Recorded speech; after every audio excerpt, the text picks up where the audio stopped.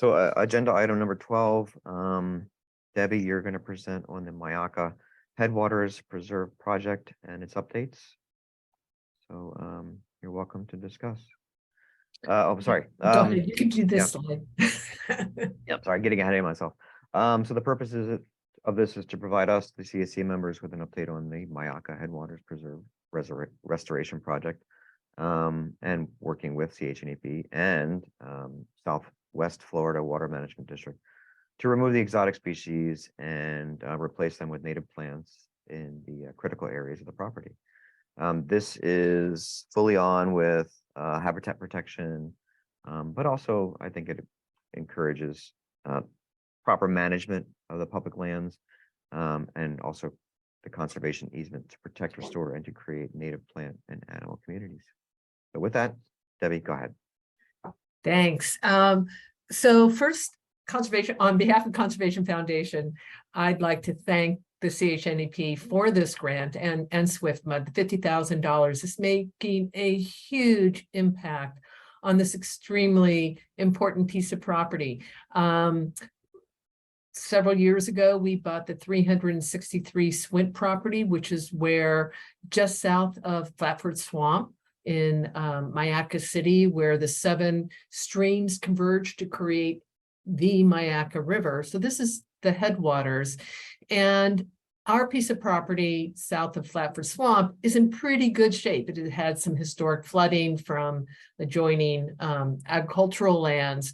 But other than some invasive plants, Ligonium being one of the worst, but not as bad as it is on the SwiftMud property, and having had some cattle on it, probably a little bit more grazing than was needed, it was in pretty good shape. So we call this property the Myakka Headwaters Preserve. I will say you can kind of see the end of the property line at the end of the map. We were fortunate enough back in December to acquire a 69-acre addition to this property through the bankruptcy court, actually.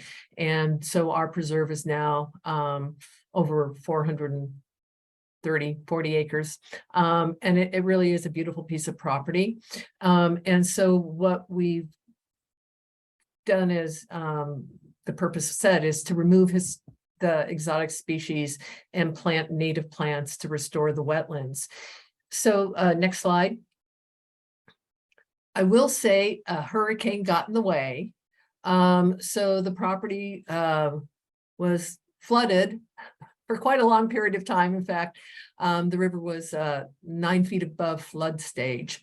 But finally it drained on down through Port Northport, and we were able to undertake the removal of the exotics by our contractor and starting our plantings.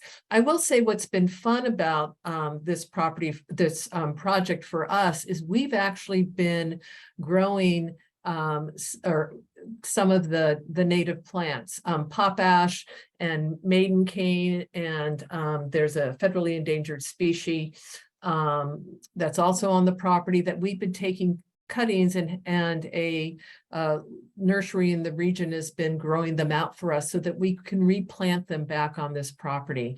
So we've worked on the one area. We were able to do that this winter, and we submitted what we were going to do for the second area, and we got the go ahead on that. So we're again, it's a really beautiful piece of property, and we're looking forward to demonstrating for our neighbor SwiftMud as well as others how you can grow and reestablish native plants in these areas that have been impacted somewhat by grazing as well as surrounding agriculture. So next slide. We've had several volunteer work days. So this is also about community engagement. And I'll tell you, the people love to come out and plant trees. Not as excited about removing the exotic plants, but they do. And it's really terrific. We just had a volunteer event on April 21st, last Friday, where we planted 240 potash that we actually, our land steward took all the seeds and we shipped them off to the nursery, and they gave us back, really good size, 2-3 foot small little trees that we're planting, and maiden cane, which is a really good grass that had been overgrazed and then overshadowed by other exotic grasses. So I'd like to invite you all out to the property. We're having some on-site events coming up next month. On May 19th, it's our Artist Day. We're going to start at like 7:30 in the morning and go till about noon, and invite anyone who wants to roam the property, to paint, photograph, be inspired in nature for any sort of artistic drive you have in you. And we'll probably at some point do some sort of showing of that for this event.